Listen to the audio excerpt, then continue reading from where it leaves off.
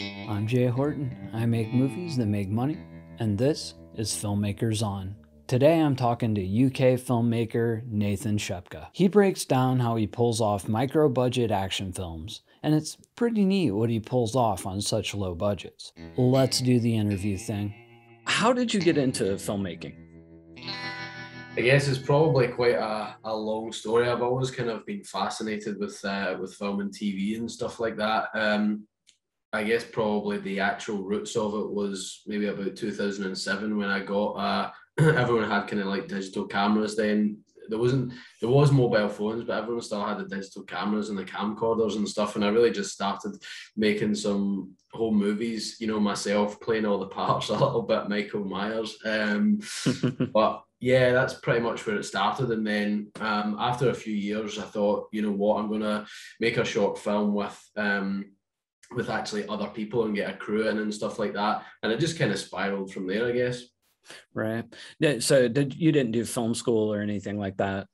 No, no, I didn't. It was a consideration at the time when I went to uni, but I actually ended up doing a business degree, which I guess in some respects has served me quite well from the commercial point of view. And filmmaking really is just something that I've kind of learned on the job and from, surrounding myself with other people that know what they're talking about. Yeah, I mean, I did go to film school, but I honestly learned way more on the job. I think these days we are seeing more and more filmmakers actually, not going, or learning as they go, learning from YouTube and stuff like that. Yeah, yeah. It seems to be a little bit of a divide because you get, some film directors that will come out and say, they swear by it, and then you get others that come out and say they totally bypassed it. Yeah, I mean, both avenues have got to be useful.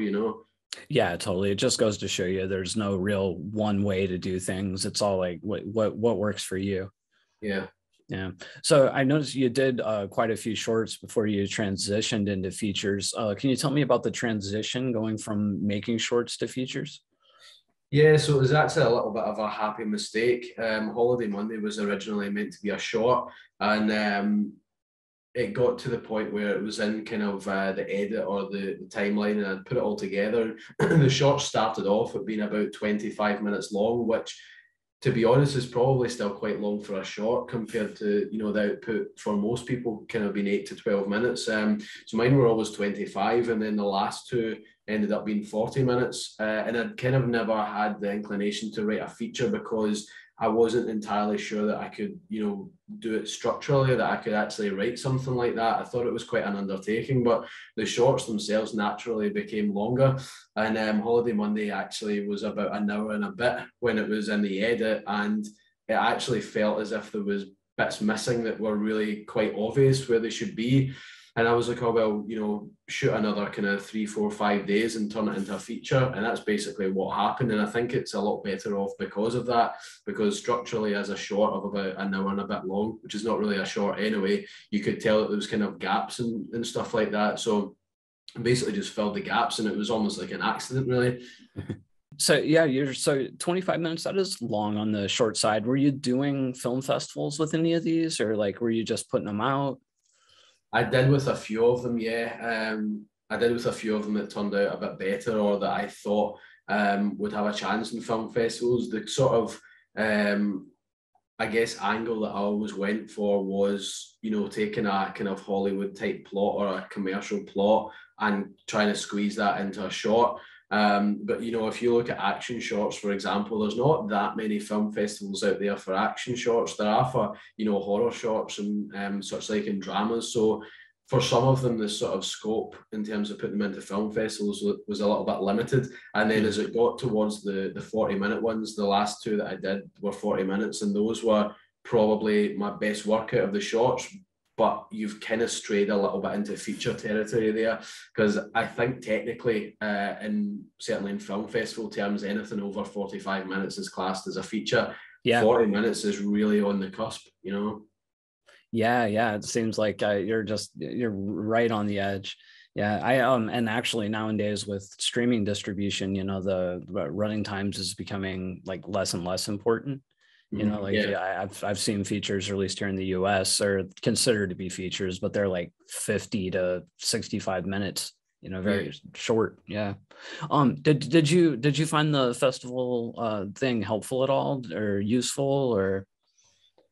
I guess it's a difficult one because from a kind of distribution point of view, talking now, distributors have said to me, festivals are all fine and well, but unless you've got into something like Sundance or the Berlin, it's not something that we'd want to put on the artwork, for example. So I guess from that perspective, they've got limited use unless you have got into some high profile ones. I mean, it is nice for, to be able to say, oh, we got into such and such and whatnot. But the fact that a lot of them are on the other side of the world, you kind of wonder if it's two men and their dog in a pub watching these in some back room. It's very difficult to put context to what actually that looked like in real life. But I think everyone's kind of got to go through that stage of, submitting them to festivals and stuff like that. Because again, it is all a learning curve, and, just getting your name out there or getting yourself out there, that cannot be bad at the end of the day. Yeah. Did you get to attend like any in person? Did you do any like local things? I'm pretty sure I attended a couple of local ones. There are actually quite a few in Scotland, but yeah, a lot of them were abroad as well. Like Africa, America, lots of different places. What is your approach then to distribution now for your features? We use a sales agent who I actually came across on Facebook. So you get a lot of film networking groups and what have you on Facebook, and some of them are just filled with people that are showcasing their work or whatever, which is fine. And then others is it's a bit more of a networking element. And actually, I'd come across a sales agent who had just done some a really successful film. He found a distribution deal for it, and he was looking for other features. And I thought, I'll drop him a message. He actually specialises in horror, but he liked Holiday Monday enough to say he thought he could get a deal for it, and that's pretty much it. Kept in contact with him, and we've just handed him our second feature to see if he wants to sell that as well. So I quite like working with a regular group of people, cast and crew, and other people if I can, because you kind of build up a rapport, build up the trust. So from that perspective, that was relatively easy. And he's also kind of emerging, if that makes sense. So his network's getting bigger. The deals are getting bigger. His circle's getting bigger. So it's nice to kind of grow with people and kind of move with them at the same time. How do you approach the marketing then for your movies? I usually cut a trailer and we'll do the artwork as well. And those pretty much go to the distributors. But the marketing a lot of the time is kind of on their side of things, because essentially they're the ones that are, have bought the film, and they're the ones that are going out to try and sell it. But to be honest with you, any of the distributors I've kind of contacted up front and said, I'm willing to do, promo clips for you, anything that you need, I'm willing to help you out. So, that's involved kind of reaching out to people for, reviews, sharing the trailer, offering to do interviews and stuff like that, and podcasts. And I've recorded a couple of promo clips and stuff like that for some distributors, just introducing the film. Saying, it's available on X platform, so kind of giving them a little bit of a shout out. So doing something bespoke for them, so it kind of looks like I'm showing an interest in helping the film to be a success as much as possible. Right. Yeah. So when did the first movie come out? So it came out in America on the 24th of August. So it's out in America, and it's out in Scandinavia just now. So it's on a streaming platform called SF Anytime in Norway, Denmark, and Sweden. And then I think we've got other releases coming up as well. Oh wow, so that's fairly new. So what's the title of the movie, and tell us a little bit about it. So the film is called Holiday Monday, and it's basically set on a bank holiday Monday. That was the kind of quirk that we wanted to have. I guess the inspiration came from something like Die Hard with a Vengeance, for example, where you get the story contained within the one day, and the characters kind of progressively get a little bit more beaten up and a little bit bloodier towards the end of it.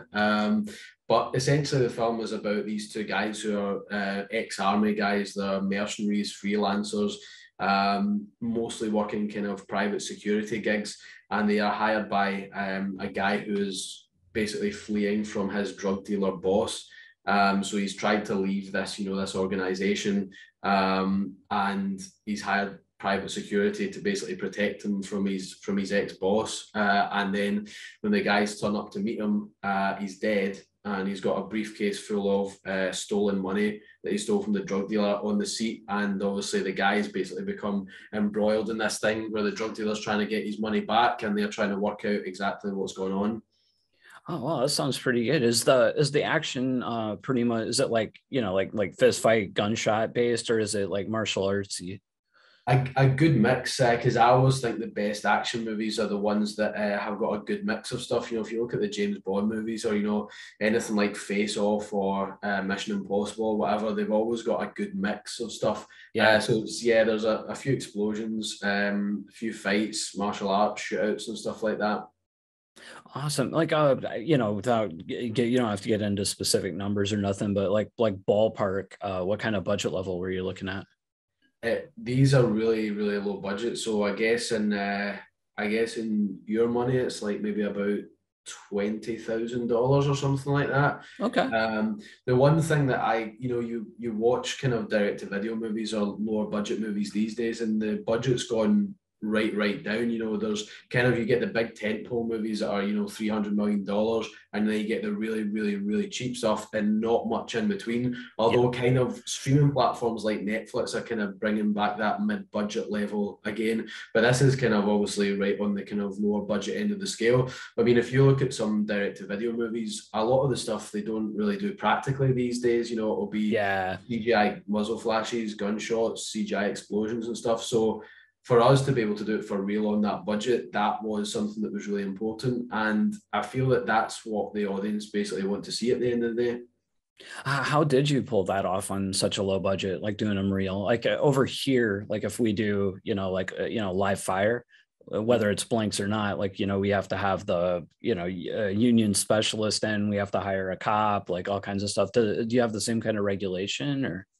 Sort of, yeah. I mean, so if you're, from the regulation perspective, if you are firing blanks, you can do it indoors and away from the public eye, and basically turn around to the cops and say, this is what we're doing. We're not going to be seen by anyone. We're not likely to be heard by anyone. And they kind of add you to a roster of events that's taking place on that day. So, if you're shooting on the 4th floor of a warehouse in the middle of an industrial estate where it's probably pretty noisy anyway, they'll just be like, yeah, that's okay, that's fine. If you were shooting out in the middle of the street, then no, you would have to get police presence there. So we tend to either shoot indoors, or, for example, the finale in Holiday Monday takes place on a farm, which is so far out in the middle of nowhere that it doesn't really matter. It's on private property. Yeah. Yeah. And those guys are, running about with shotguns all the time up there. So if someone hears a gunshot, then it's just part of that kind of environment up there.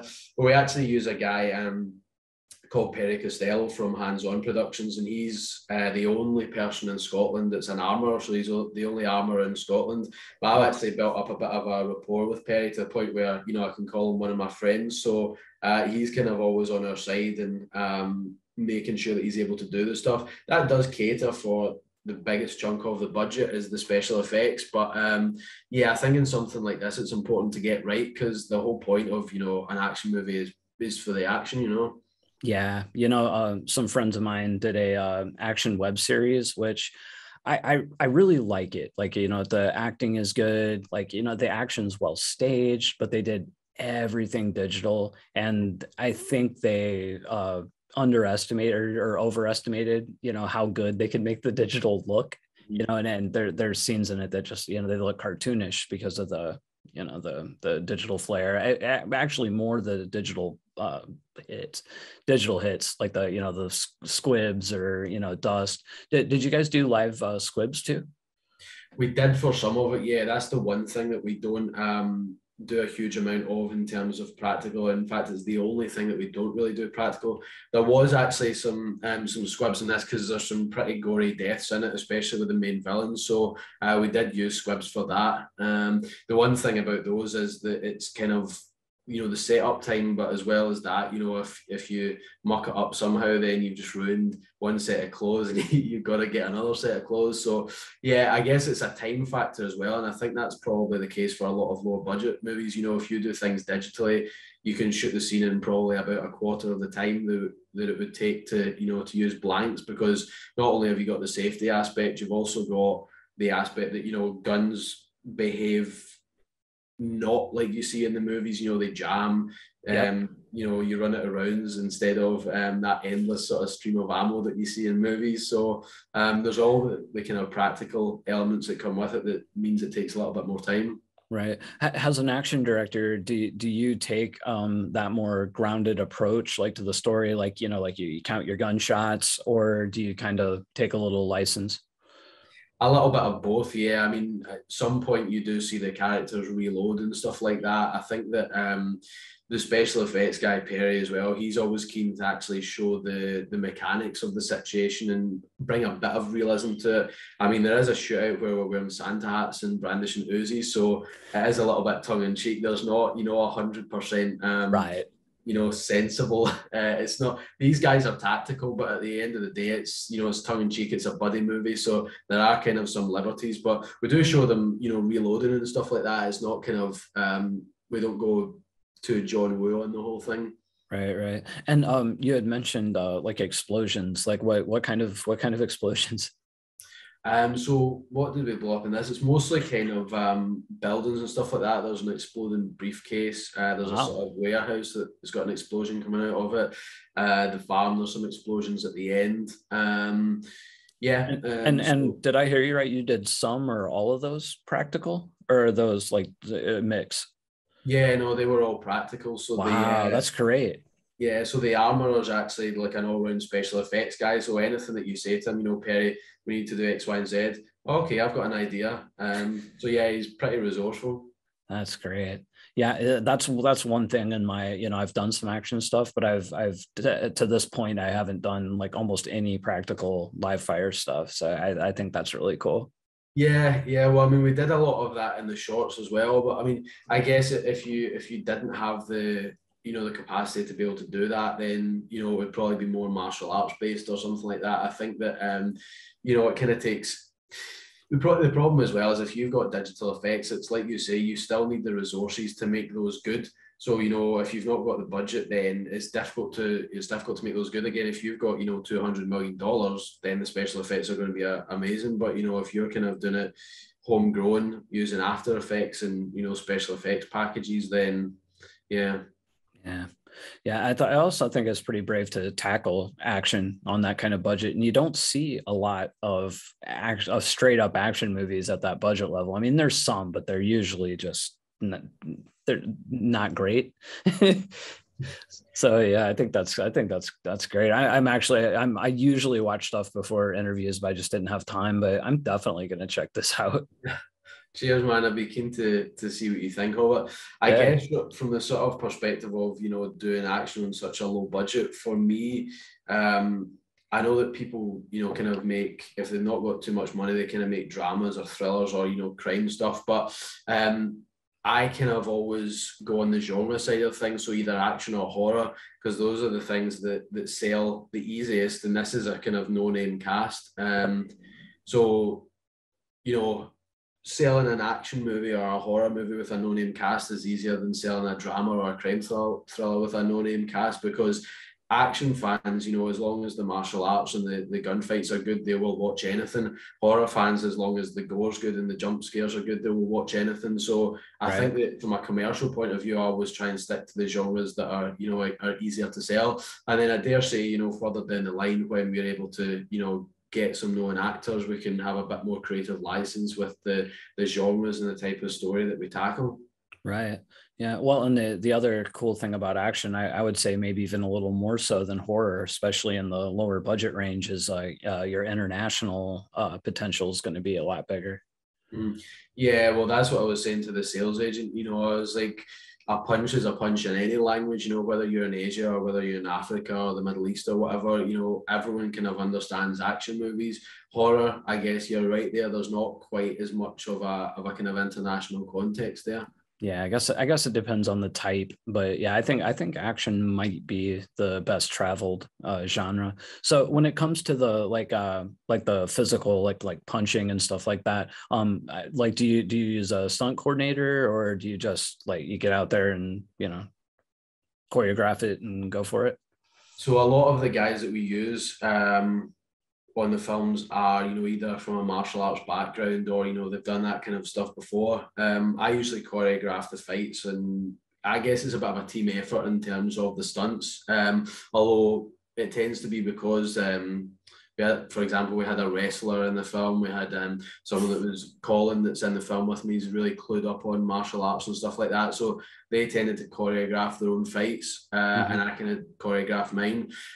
So it's a bit of a team effort in that respect. And we don't use stunt doubles or anything like that. We just kind of go for it.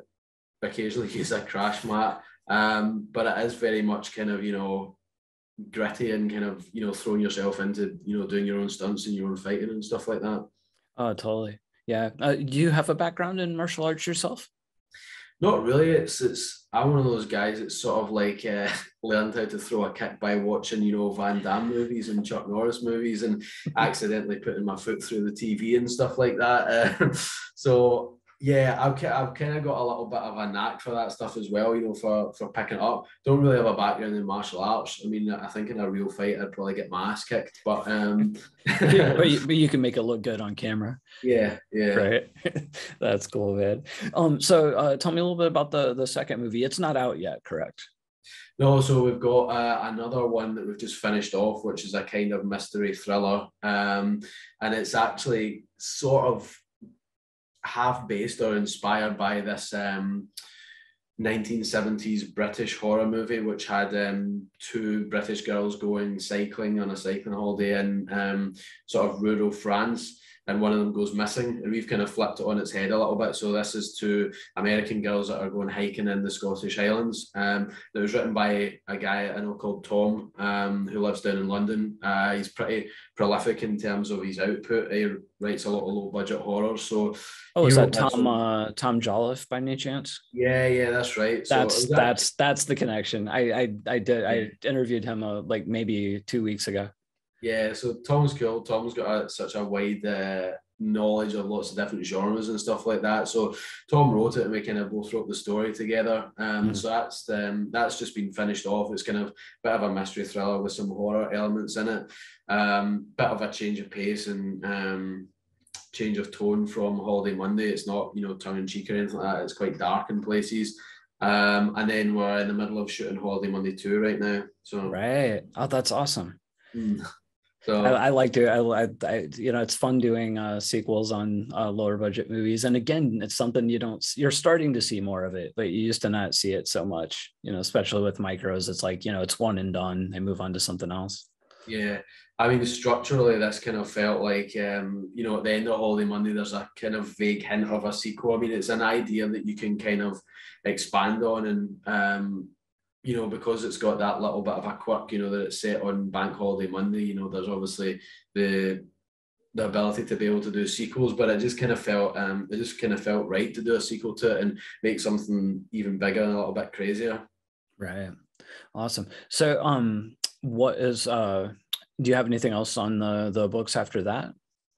Yeah, so we are looking at doing, so I tend to alternate between something that's kind of action and fun, and there's kind of two types of movies for me. There is a little bit of crossover, obviously, but there's the movies that you get for entertainment, and then there's the movies that are trying to say something, or morally tell a story or get the audience to think. So I kind of like to do something a bit fun and a little bit entertaining, and then switch over onto something a little bit grittier. So after we've wrapped on Holiday Monday 2, I think we are moving on to quite a dark crime thriller type thing, and it's good to be able to kind of try and improve your acting and whatnot between times, because obviously directing and making action movies is a totally different ball game in terms of the way we approach them to thrillers or crime movies, or something that you want people to kind of watch a little bit more seriously.